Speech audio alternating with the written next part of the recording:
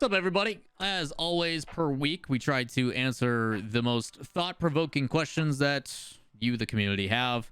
We've been doing this for, I think, like 50 some. We're almost at a year. I know we're very close to a year, but it's another Q&A video. We're gonna be sitting down with people over on twitch.tv/Lawler, where we stream every day but Tuesday and Sunday, where we're gonna alternate. We're gonna take not only the questions that you guys ask from the comments of last week, but also alternate to some of the people in chat as well. And that's kind of the best way to do it. If you guys are trying to get your questions answered, two ways: either leave a comment down below if you see one you like, give it a thumbs up, or come hang out with us on stream and cut the queue, come cheat and be part of the live content. With that said, let's transition to the other screen and let's answer some of these questions. Do I think Vitality is going to be revitalized with Ferra and possibly radosin on the team, as the rumors suggest?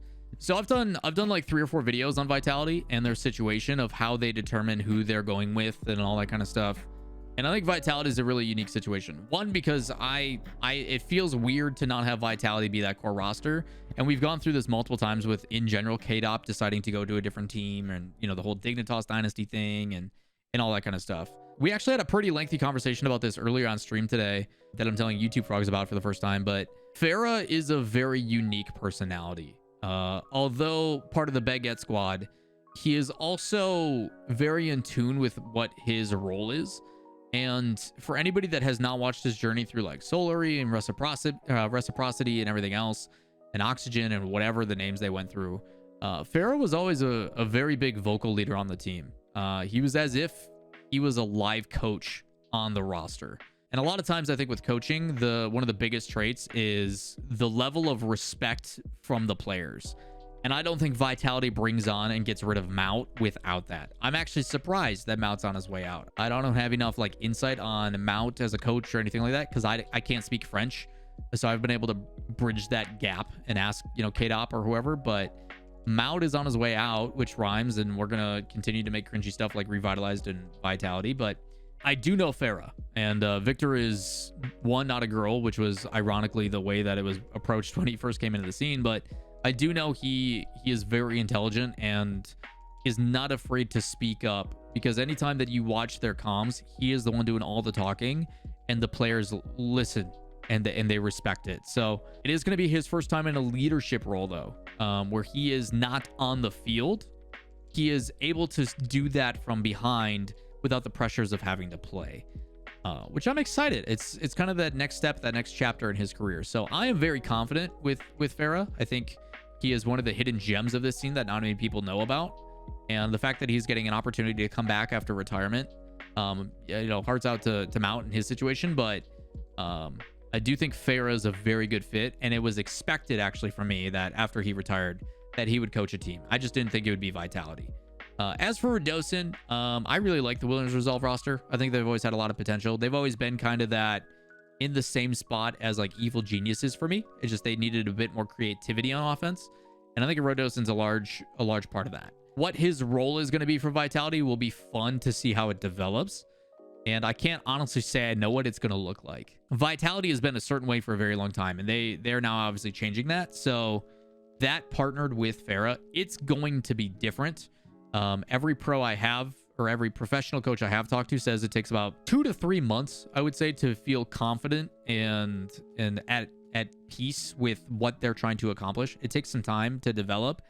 And luckily, because Vitality didn't make the major, they've had roughly about a month already to figure things out. I can almost guarantee that Vitality has, for a while now, been practicing and trialing certain players, and I feel very comfortable with radosin, because at the end of the day, as long as Vitality is happy with it and they've made that decision, then you would expect to have a little bit of confidence behind it. So I don't know if it's going to be a lot. There's a lot of changes going on. There's some pretty crazy stuff, according to the people over at Shift tomorrow.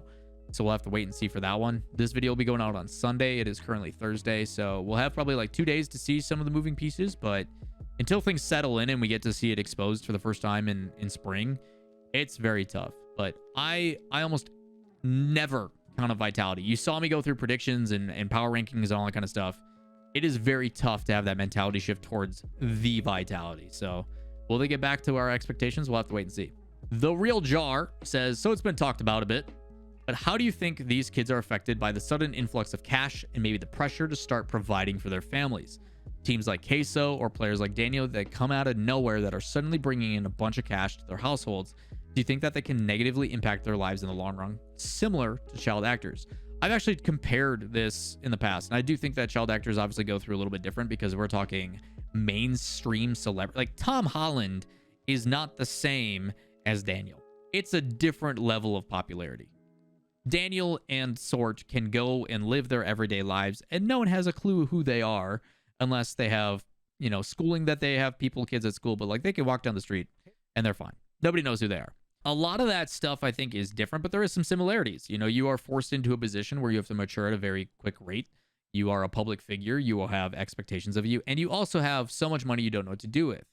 I make the joke a lot that, you know, when I was 15, 16, I had to go to soccer practice, you know, make sure my grades weren't completely trash for the days that I did go, and like try to get Becky's number.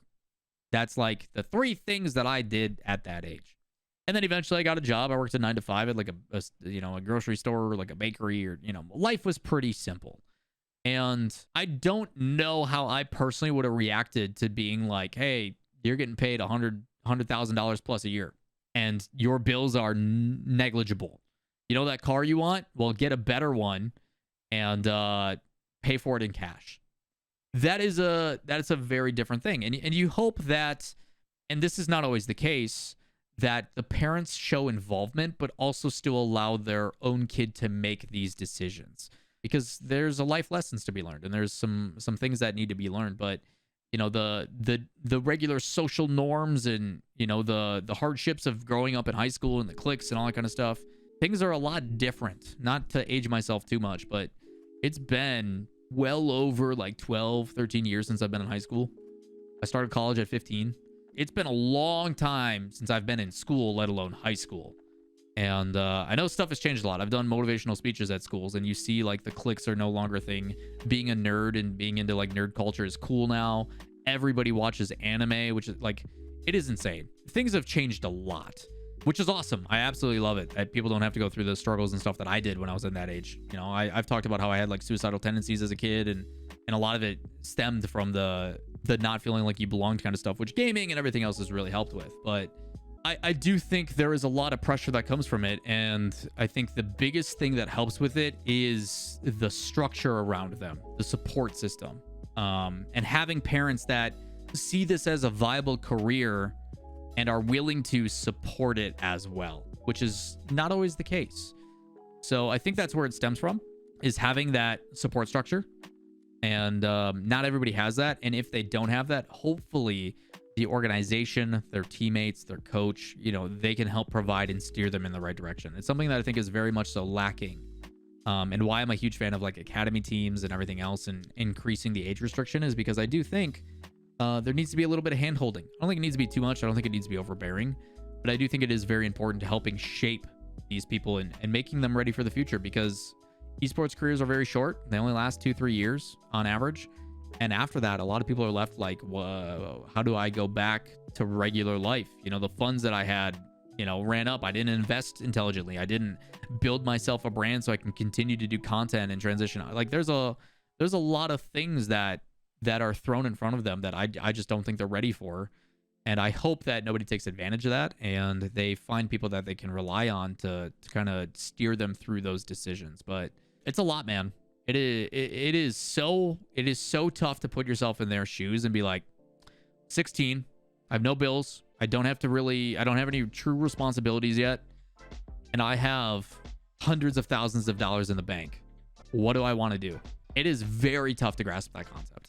And I don't even know if we can find out that answer, because I don't know if there's many players at that age that are able to think from that perspective, because your brain is still developing. You are very tunnel vision, like, and that's not a slight.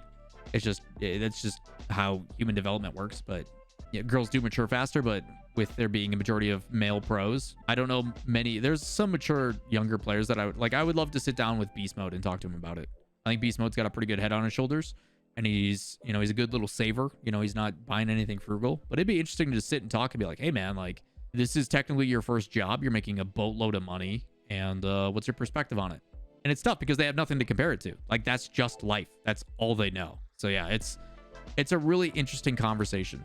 maybe something I'll have to do. Let me know in the comments down below if you guys want to see if I can sit down and have an interview with one of these players and be like, hey man, you're 16 and make a ton of money. What's that like? But it's tough because they have no contrast. That's all they know. They don't know what it's like to, you know, flip burgers 9 to 5. You know, it's really interesting. It is really interesting, and I'm curious on long-term effects of it too, because esports technically has only been around for like 3 decades. Bronze Chicken, Lawler, what's your opinion on the World Championship Wildcard? Personally, I think it'll be the most interesting Rocket League of the whole season, due to all the minor region teams having a chance to flourish without the international top 8 knocking them out. It'll be incredible to see things like Renegades going 3-0 or maybe Verdi 3-1 to prove their top 16. The opportunity for awesome storylines in this one Swiss stage is incredible. I will double down with the Bronze Chicken. I think the Wildcard is going to be some of the most entertaining Rocket League we've ever seen ever. You were talking... Some of the best teams in the world will automatically be qualified as the top 8 for the World Championship. They're out of that. And you are taking teams that are ranked still at the top of their game, but you're also being exposed to the SSA region for the first time. You're getting multiple chances of teams where, like, not only is it the cool storylines of the first exposure to a lot of this stuff, and you're seeing a lot of regions competing against each other in international, but you're also taking the concept of, like, this qualifier determines if you actually go to the World Championship. Like, the World Championship is essentially a 2-week event, and these matches are going to determine how many NA teams, how many EU teams, how many SAM, like, how many teams from each region are actually going to be in the World Championship, which I think is just awesome. You're talking the culmination of essentially 9-10 months of hard work to get to one moment and watching that all build. You want to talk about the weight of a match meaning something? Wildcard is going to be sick. The fact that it's a 2-week event and it opens up the opportunity for a lot of teams that we may not get to see is so awesome. It's going to be hype. It's going to be, there's definitely going to be some one-sided matches, without a doubt. You're definitely going to see, you know, some of the teams that may not necessarily be a top 5 and going to a major. You're going to see them have the capability to showcase, like, yes, NA6 is better than, you know, XX region 2, 3, 4, whatever, and showcasing the level of talent. Or maybe we see SSA come in and smack some people and be like, wow, they definitely need a dedicated spot at majors moving forward. Like, there's a lot of things that we get to see, and it's gonna be our first time that we're exposed to it. I mean, it's the same reason why I wanted to go to LA so bad, is it was our first time coming back and seeing it in person after so long. This is going to be a first. It is why the first World Championship will always be my favorite, because it's our first exposure to it. And seeing this happen for the first time and knowing how much there is to learn from it, but also what it could be, is very exciting. So yeah, 100% Bronze Chicken. You are right on the money. That tournament is going to be stellar. I'm gonna give you a heart. Also, I think doing hearts, even though you said revitalized, is a good way for me to remember which questions I answered. So when I go back and make titles, I know what the heck I'm talking about.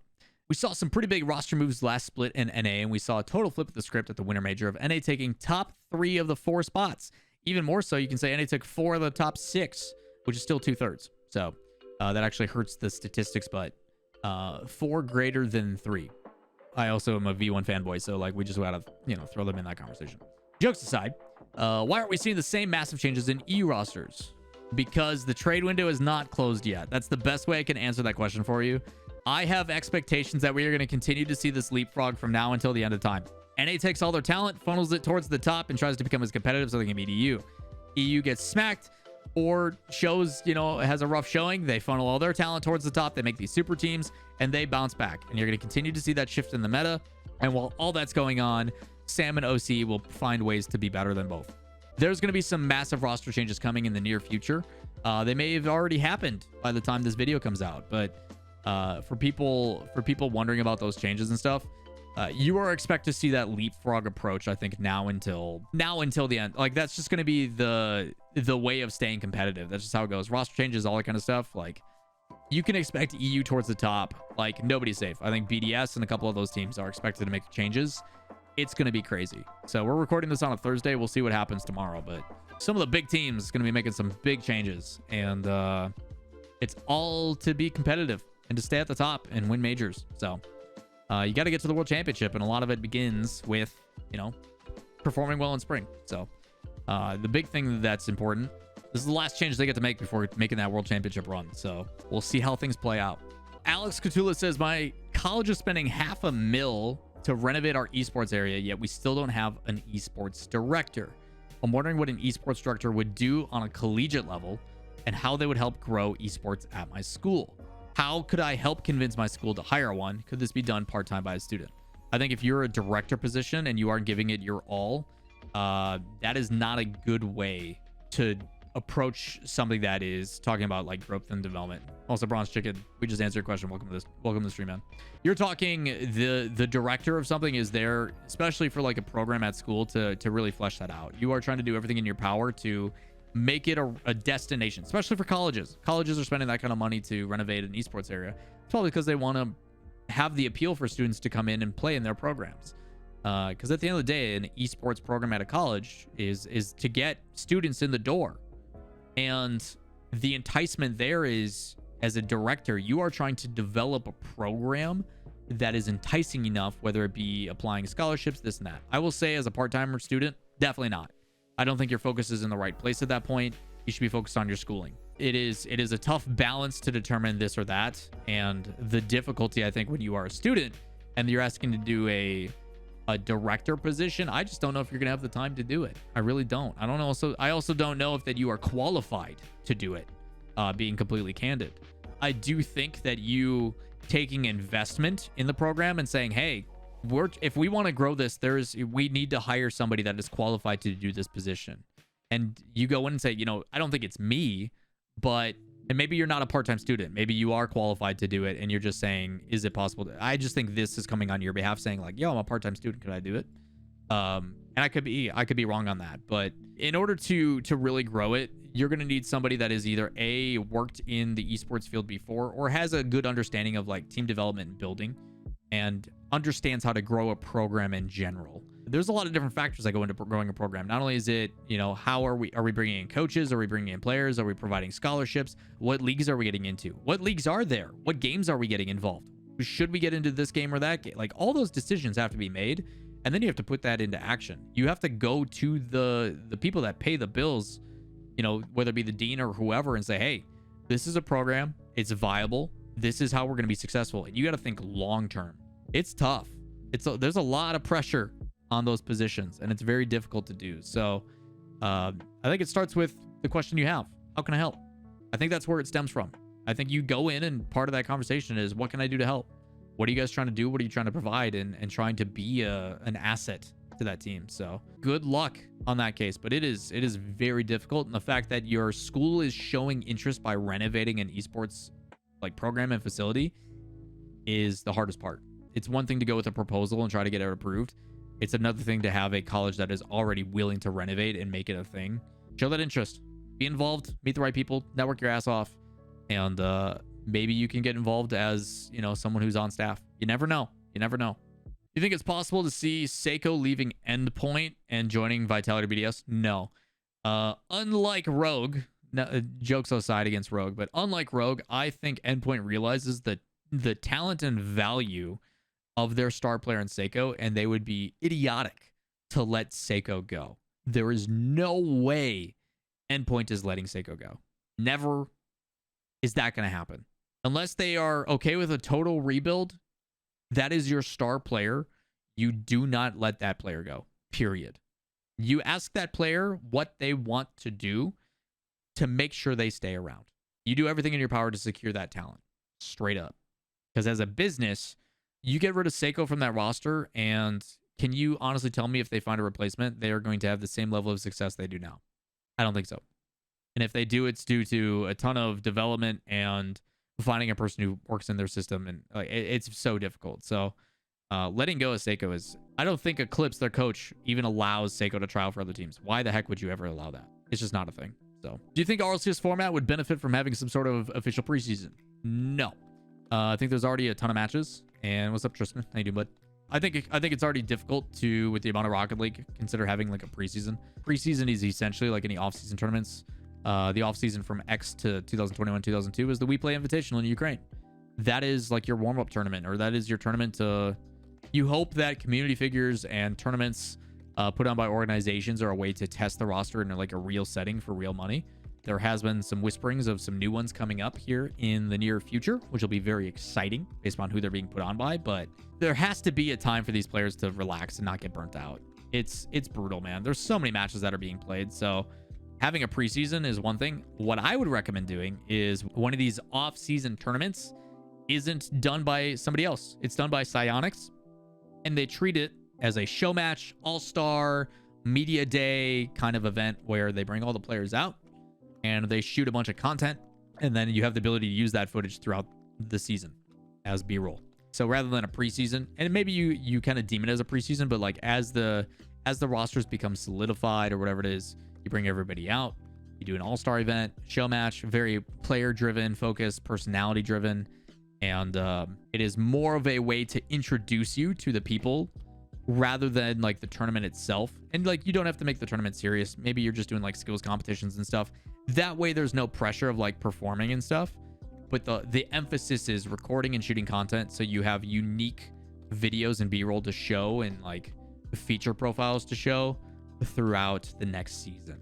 Because that's the one thing I think that's missing most from the current season, is we get a lot of really cool content produced during the majors because people are there in person, but it lacks very heavily from regional to regional. That is what I think they should have done instead of mid-season mayhem. Everybody loved mid-season mayhem, but it was terrible for us. It killed viewership. It got rid of, like, it was a waste of 10 grand for a prize pool. Made the viewers really concerned. It actually hurt viewership by like 10,000 concurrent. And instead, they could have done an all-star event. I think that's the way you would approach it. Yeah, all-star event. Make it a quick weekend. Doesn't have to be too dedicated, and find a way to do it. I think that'd be cool. Crusher says, what do you think about the idea of show matches during LAN with content creators, retired pros, and casters playing matches? So LAN is already a very busy time, and anytime you bring in that stuff is one more thing that production everybody else has to work on. Depending on if the format allows for it, I think it could be really cool. But those guys are already working like 14-hour days. I mean, the casters had call times at like 5, 6 in the morning, and they got done with matches at like 6, 7 o'clock. Like it's almost a 12-hour day, and they're doing that for 4 days straight. It's a lot. And then you add in show matches, and that's like extra work time for production, and like all it's a lot. LAN, I think, should be a celebration of the best players in the world competing, and anytime you add additional stuff, it distracts from that. Ways they could do it is that rather than showing a 10-minute break, they show content that is produced from those moments. I think that is the compromise. Finding ways to fill the breaks that, you know, we go to a break, allows players to reset, get on stage, do their settings. I think that is where you can put that type of content, which they've been doing. You know, the debates, and, you know, the confessions from the casters, and the Rizzo retirement script video, and that kind of stuff. Leaning into that as much as possible, which I think Psyonix is trying to do. We've got a video coming up. Make sure you guys hit subscribe so you don't miss it. But we got a video coming up, paying attention to the efforts that Psyonix is putting into the post-produced content, which I love. It's the thing I've been asking for the most.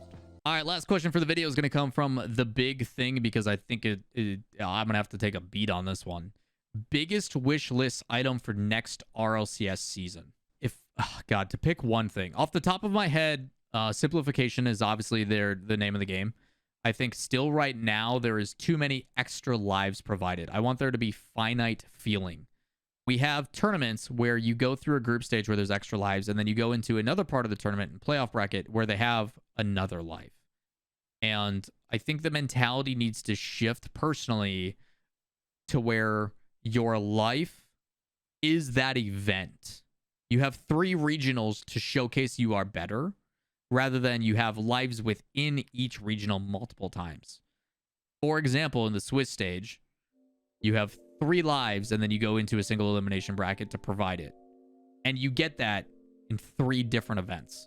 I would prefer that each event has like a more strictness around it.